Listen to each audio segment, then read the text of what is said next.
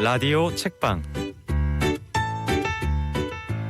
책 속에서 삶의 지혜를 찾아보는 시간, 희망의 책 대전본부 강신철 이사장님과 함께합니다. 안녕하세요. 예, 안녕하세요. 교수님, 혹시 아침형 인간이세요? 아니면 저녁형이세요?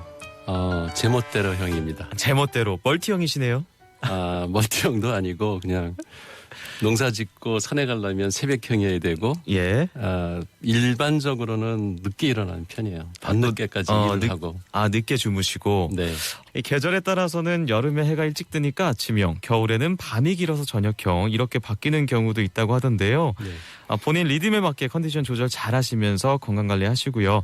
자, 오늘의 책 만나보겠습니다. 어떤 책입니까? 예, 이덕일 선생이 지은 윤휴와 침묵의 제국입니다. 제목이 아주 묵직합니다. 저자 소개부터 해주실까요? 예, 이 책의 저자 이덕일은 충남 아산에서 태어나서 숭실대 사학과를 졸업하고 동대학원에서 동북 한일군 연구로 박사학위를 받았습니다.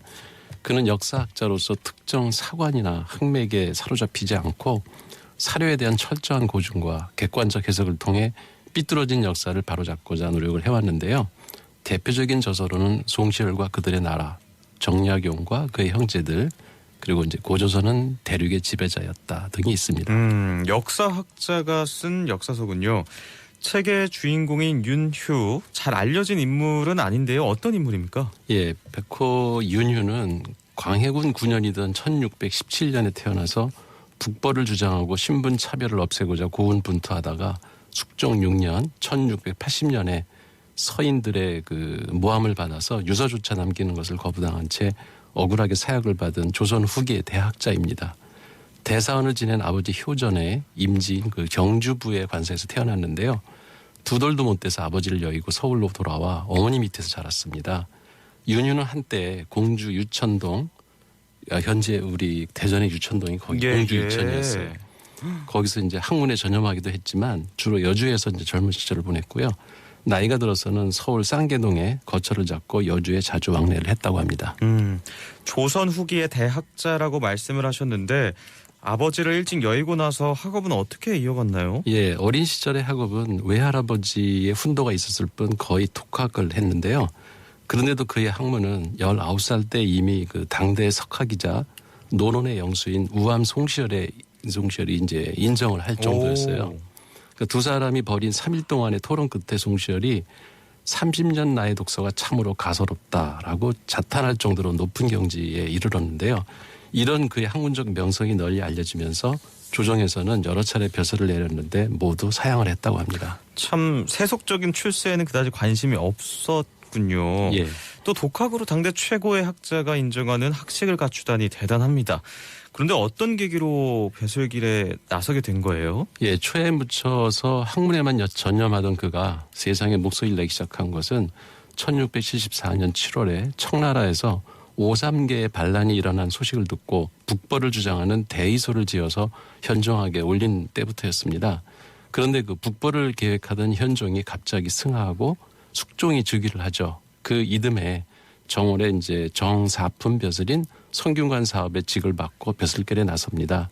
이후 5개월 만에 이제 대사원에 오르고 이어서 판서직을 몇 차례 거쳐 우찬성에까지 올라갔다가 이듬해 경신환국의 정변으로 사역을 받았습니다.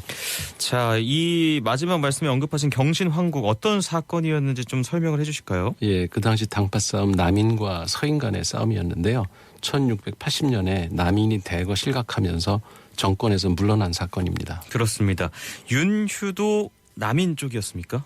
당색을 띠는 걸 좋아해서 특히 이 사람이 남인은 아닌데요. 그 같이 어울리던 사람들하고 그 윤휴가 서인들의 배척을 받기 시작한 게 그가 이제 주희가 편집한 중용의 장절을 이렇게 달리 구분을 해서 자신의 주석을 붙인 데서부터 시작이 됐습니다. 주희를 성현의 반열에 올려놓고 그의 말이나 글은 1.1획도 고쳐서는 안 된다 이렇게 생각했던 송시열은 윤휴를 직접 이제 공격하기 시작했고요. 이때부터 윤휴와 서인들과의 싸움이 시작됐습니다.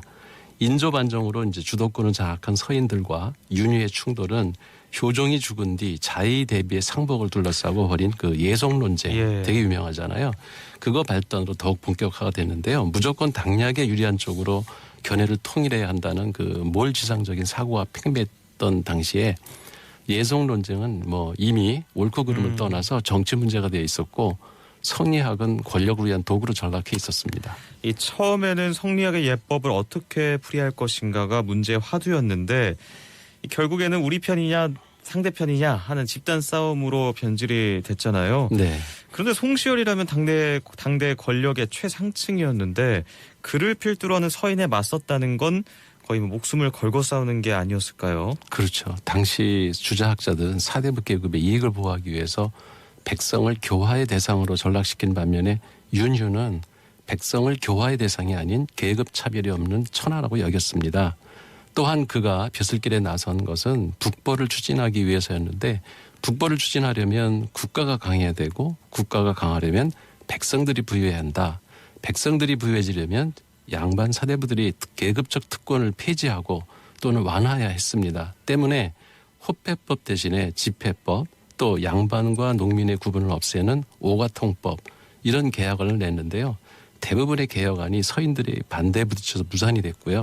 결국 윤휴의 북벌론과 사회개혁 의지는 인조 만정 이후에 취약해진 왕권과 서인들의 권력 장악에 짓눌려 뜻을 이루지 못하고 윤휴는 형장의 이슬로 사라집니다. 참 백성들의 삶을 부유하게 해서 나라의 힘을 키우려던 윤휴의 노력이 모두 수포로 돌아가고 말았습니다. 안타깝네요. 예, 윤휴가 죽은 이후 세상은 그의 이름을 거론하는 것조차 금기시했고요. 조선은 점차 오랜 침묵의 세계로 빠져들었습니다. 노론은 자신들과 다른 정견을 가진 국왕 경종을 독살하고 사도세자를 뒤주에 가두어 죽이는 등 정치 공장을 자행했는데요. 그렇게 노론은 조선이 멸망할 때까지 집권을 하고 조선이 멸망할 때는 일제에 또 가담을 했습니다. 그들의 후예가 오늘날에도 사회 여러 분야에서 노론의 맥을 잇고 있다는 것이 저자 이덕일의 이 책을 통해서 전하려는 메시지입니다. 그렇군요. 현재 우리나라 상황과 예전에 그 조선시대 역사를 보면 크게 다르지 않다는 생각이 들어요. 정치사를 봤을 때. 예. 책에서 가장 인상적인 구절 꼽는다면 어떤 걸 꼽을 수 있을까요? 이 책 제목하고도 관련이 있는 문장인데요. 권력을 장악한 그 노론에 대한 어떤 비판도 허용하지 않고 언론의 자유가 억압받던 조선 후기의 시대 상황을 잘 말해주는 대목입니다. 윤휴가 사형당한 후 조선은 침묵의 제국이 되었다. 더 이상 그와 같은 생각은 허용되지 않았다.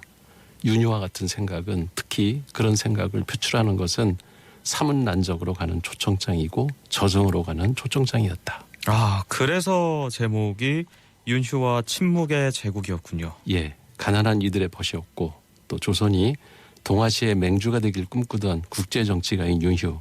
그는 어떤 기존의 전통과 질서에 얽매이지 않고 자유롭게 사고하는 진정한 개혁가였습니다. 일본, 미국, 중국과 같이 열강들이 한반도를 가운데 놓고 자신들의 이익을 위해 각축전을 벌이고 있는 현 상황에서 대한민국이 자주독립국가로 당당하게 세계를 주도하는 나라가 되기 위해 우리 청소년 가운데서 윤휴와 같은 훌륭한 인물이 등장하기를 기대하는 마음으로 이 책을 골라봤습니다. 네, 오늘 함께한 라디오 책방 지금까지 희망의 책 대전본부 강신철 이사장님과 함께했습니다. 말씀 감사합니다. 예, 고맙습니다. 폴킴이 부릅니다.